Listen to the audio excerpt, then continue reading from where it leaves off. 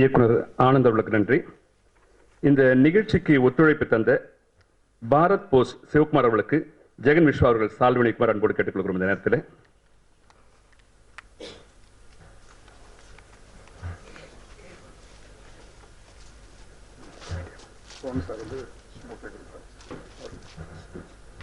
திரு cone அவர்கள் பூங்கொத்து வழங்குவார்கள்.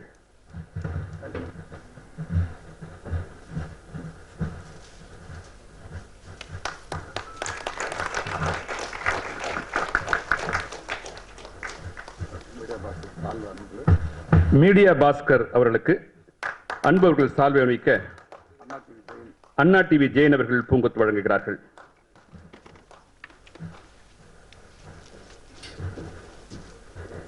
திரு DSR சுபாஷ் அவர்கள் நல்ல பணி செய்த யாரையும் விடக்கூடாது என்கிற நல்லெண்ணத்தின் அடிப்படையில் அவங்க மிஸ் பண்ணிட்டோம், உடனடியாக சொல்லணும்னு சொல்றாரு. எனவே அவருக்கு நன்றி.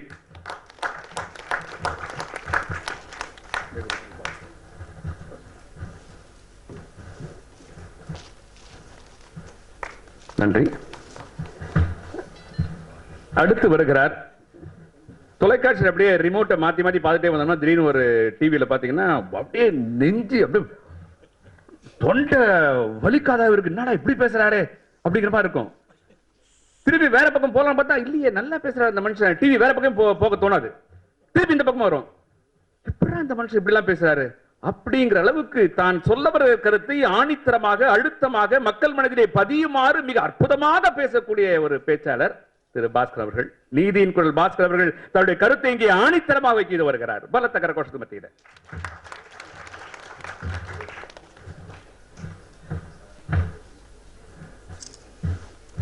அன்பிற் சிறந்த நண்பர்களே,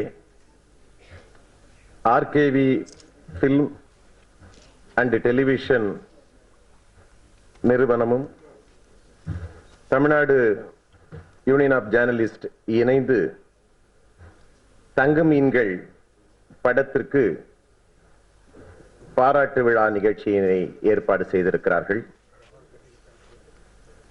திரையுலகத்தினுடைய லெஜெண்ட்ஸ் ஜாம்பவான்கள் மற்றும் பத்திரிகை துறை ஜாம்பவான்கள் இங்கே வருகை தந்து வாழ்த்துக்களை தெரிவித்திருக்கிறார்கள். தங்க மீன்கள் இது விமர்சனத்துக்குரிய படம். என்னடா அது விமர்சனத்துக்குரிய படம்னு சொல்றீங்களே அப்படின்னு கேட்கலாம். பல படங்கள் விமர்சனம் எழுதாமையே போயிடுது, வந்த வந்த வந்த வேகமும் தெரியறது இல்லை, அந்த மாதிரி படங்கள் வருது. ஆனா தங்க மீன்களுடைய படம் விமர்சனத்திற்குரியது. இது ஒரு சிறந்த படம், தலை சிறந்த படம் என்ற விமர்சனத்திற்குரியது. அதுவும் குறிப்பா இயக்குனர் ராம் அவர்கள் உழைத்திருக்கிறார் என்பதை விட வாழ்ந்திருக்கிறார், பாடுபட்டிருக்கிறார். உண்மையிலேயே இப்பொழுது திரையுலக ஜாம்பவான்களான பாரதி ராஜா, பாலு மகேந்திரா ஐயா அவர்கள் பக்கத்திலே உட்கார்வதற்கான அத்தனை தகுதிகளையும் அவர் அடைந்திருக்கிறார், பெற்றிருக்கிறார் என்றே நாம் சொல்லலாம். இந்த இன்ஸ்டிடியூட் நல்ல முறையிலேயே என்னுடைய மாணவர்கள் எதிர்காலத்திலே சிறந்து இந்த துறையிலே வர வேண்டும் என்பதற்காக வெங்கடாத்திரி அவர்கள் தங்களுடைய மாணவர்களுக்கு இந்த படத்தை போட்டு காண்பித்திருக்கிறார். அந்த மாணவர்கள் பயன்பெற வேண்டும் என்கிற நல்ல நோக்கத்திலேதான். ஆனால் இதை போன்ற படங்கள் இனி வருவது அபூர்வம். சமீபத்தில் நானும் ஒரு நடிகரும் தொடர்ந்து படம் பார்ப்போம், எல்லா படத்தையும் நாங்க பார்ப்போம், முட்டியெல்லாம் அப்படியே வலிக்கும். ஒரு படம் கூட சமீபத்தில் வந்த பல படங்கள் பார்க்கவே என்னால முடியல. ஆனா இந்த படம் இதுல ஆடல் சுவை இல்லை, பாடல் சுவை இல்லை, பாடல் சுவை இருந்தது, நகைச்சுவை இல்லை அப்படிலாம் இருந்தா கூட இதுல இருந்த சுவை இருக்கு பாத்தீங்களா, அந்த பாச சுவை அற்புதமானது. இது சமீப காலத்துல அது வரவே இல்லை. அந்த பாச மலர்ல பாத்தீங்கன்னா கடைசியில் பயந்துட்டேன், இந்த முடிவை இப்படி கொண்டாந்து திரிச்சிடுவாரோ, பாச மலர்ல கடைசியில அண்ணனும் தங்கச்சும் செத்து போற மாதிரி ஒரு சூழல் வந்ததே.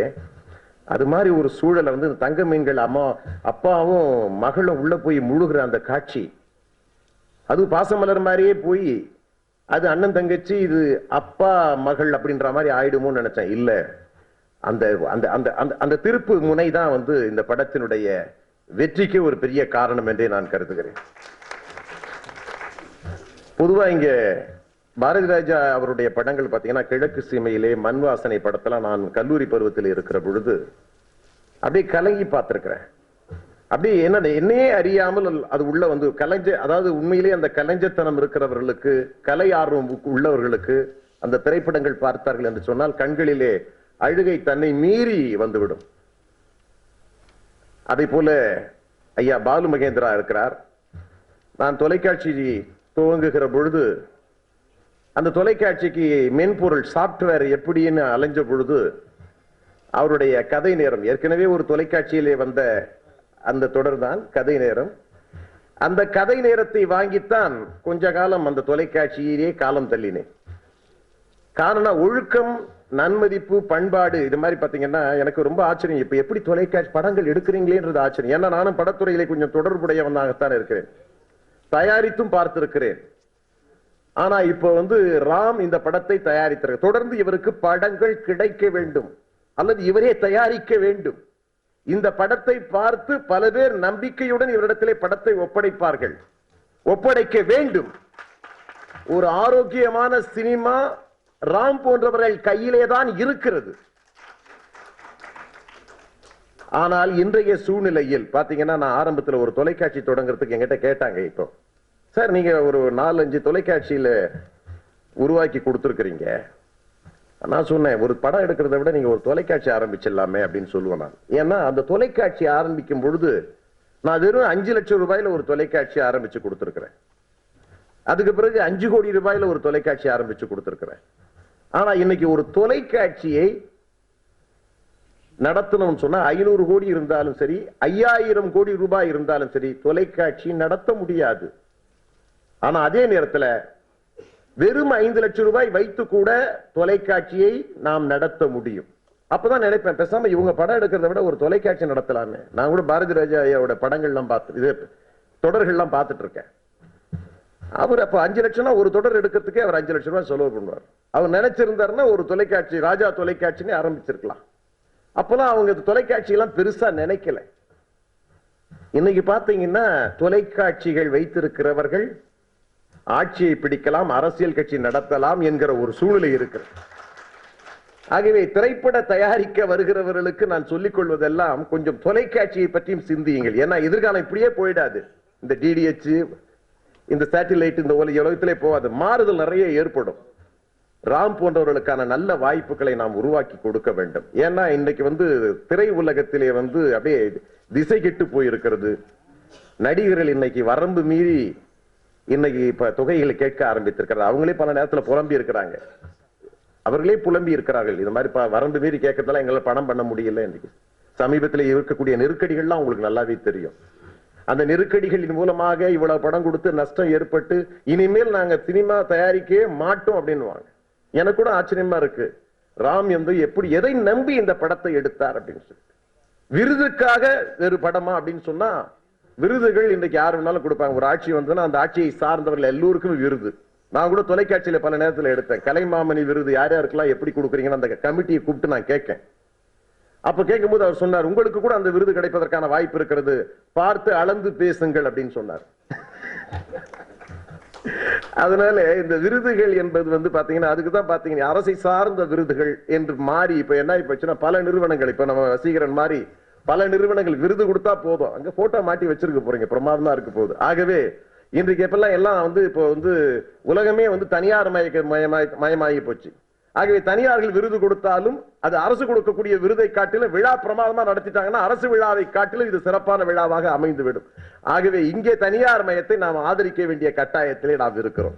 ஆகவே இன்றைய சூழ்நிலையிலே ரொம்ப அற்புதமா ராம் வந்து முடிக்கும் போது அவர் சொல்லியிருந்தார், ஆசிரியர்களை பற்றி, கல்வியை பற்றி சொன்னார். மதுரையிலே சகாயம் என்கிற மாவட்ட ஆட்சித்தலைவர் தன்னுடைய குழந்தையை கொண்டு சென்று அரசு பள்ளியிலே சேர்த்தார்.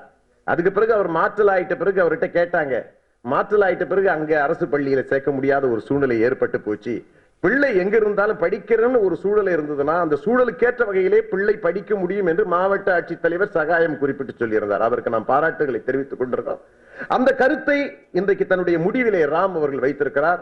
அதாவது எங்கேயாவது ஒரு இடத்துல ஒரு தேவையற்ற ஒரு காட்சி இந்த படத்திலே இருந்தது என்று சொன்னால் நிச்சயமா எல்லா காட்சியும் நிச்சயமாக அந்த படத்திற்கு வலுவூட்டக்கூடிய அளவுக்கு தான் ஒவ்வொரு காட்சியும் அமைந்திருந்தது. அற்புதமா இருந்தது. அந்த அதுல நான் பார்த்தேன் அதுல எதையாவது ஒரு இடத்துல ஒரு எடிட்டிங் போட முடியுமா, இது தேவையில்லாத ஒரு காட்சி இருக்குதா அப்படின்னு பார்த்தா இல்லவே இல்ல. ஒவ்வொரு பிரேமும் அற்புதமா செதுக்கி இருக்கிறார். ஒரு சிற்பி மாதிரி ஒரு கலைஞனாக அதை செயல்படுத்தி இருக்கிறார். ஆகவே இன்னைக்கு இவர்தான் சிறந்த படைப்பாளி என்று நாம் சொல்லிவிட முடியாது. இவரும் ஒரு சிறந்த படைப்பாளி. இவரை தமிழ் திரை உலகம் தள்ளி வைத்து வேடிக்கை பார்க்க கூடாது, அரவணைத்து அழைத்து செல்ல வேண்டும் என்பதுதான் என்னுடைய விருப்பம்.